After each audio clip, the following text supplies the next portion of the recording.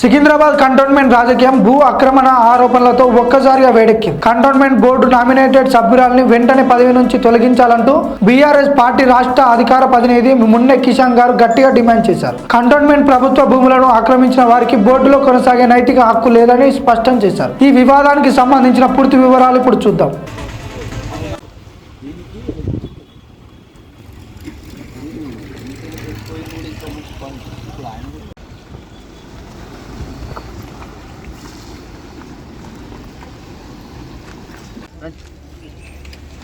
చేసేద్దాం మీకు కూడా యాక్చువల్లీ వాస్తవానికి ఇది జస్ట్ లోకల్ సంబంధించి మీ అందరూ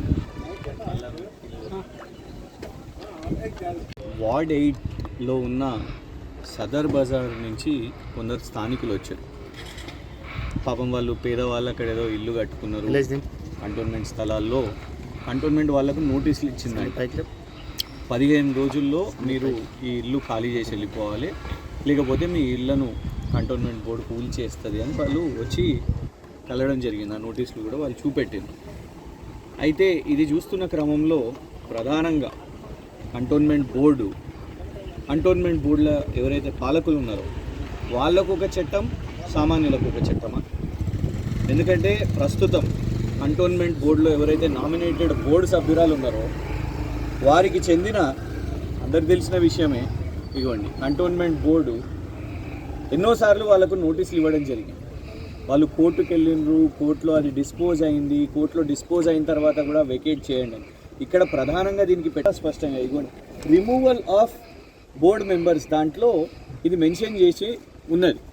ఇక్కడ ఎవరో కాదు, స్వయాన బోర్డు సభ్యురాలు భర్త నర్మదా మల్లికార్జున్ గారి భర్త భానుకా మల్లికార్జున్ గారి పేరు మీదనే ఈ ఇల్లీగల్ ఎంక్రోచ్మెంట్ అనేది ఉన్నది. మా సూటి ప్రశ్న ఏంటంటే, ఇది ప్రాపర్టీ విషయం మీద కాదు, మా సూటి ప్రశ్న ఏంటంటే, మీరు నామినేటెడ్ బోర్డు సభ్యురాలిగా అనర్హులు కదా.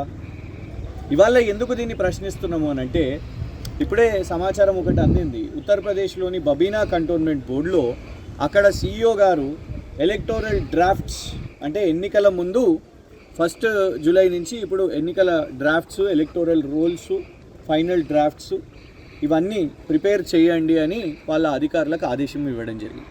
మరి ఇక్కడ వీరి మీద అనర్హత, వీరే తప్పుకుంటే రాజీనామా చేస్తే, ఎందుకంటే వారికి అయితే నైతిక అర్హత లేదు, మీ భర్తనే కబ్జాలు చేస్తున్న క్రమంలో మీకు నోటీసులు కంటోన్మెంట్ నుంచి నోటీసులు వస్తున్న క్రమంలో సామాన్యులకు ఒక రూలు, మీకు ఒక రూలు, మీరేమో కబ్జా చేస్తూ ఎంజాయ్ చేస్తూ ఉన్నారు. మీరు కూడా మాకు మోక్షం కల్పిస్తే ఆ మిగతా కంటోన్మెంట్ బోర్డుతో పాటు సికింద్రాబాద్ కంటోన్మెంట్ బోర్డు కూడా ఎన్నికలు వస్తాయి కదా అనేది మా లార్జర్ ఇష్యూ. ఈ ఒక గెస్ట్ హౌస్ వారు ఎంజాయ్ చేస్తున్న ఈ ప్రాపర్టీ కంటోన్మెంట్ ల్యాండ్ మీద అనేది అది వారి private issue versus cantonment board. కానీ దాన్ని మీరు ప్రోత్సహిస్తున్నారు కాబట్టి, ఇల్లీగల్ ఎంక్రోచ్మెంట్ని మీరు ప్రోత్సహిస్తున్నారు కాబట్టి మీరు క్వాలిఫైడ్. వారి క్వాలిఫికేషన్స్ పరంగా కానివ్వండి, వాళ్ళ చేస్తున్నది కూడా ఏమీ లేదు. కానీ ఇట్లాంటి కబ్జాలు ప్రోత్సహిస్తున్నారు. వాళ్ళ పదవులు ఈ కబ్జాలను కాపాడుకోవడానికేనా అనేది ఇవాళ ప్రశ్న అందరిలో ఉన్నది. కాబట్టి ఇమీడియట్గా కంటోన్మెంట్ బోర్డు ఎలక్షన్స్ రావాలి, వారి పదవి నుంచి తప్పుకోవాలి.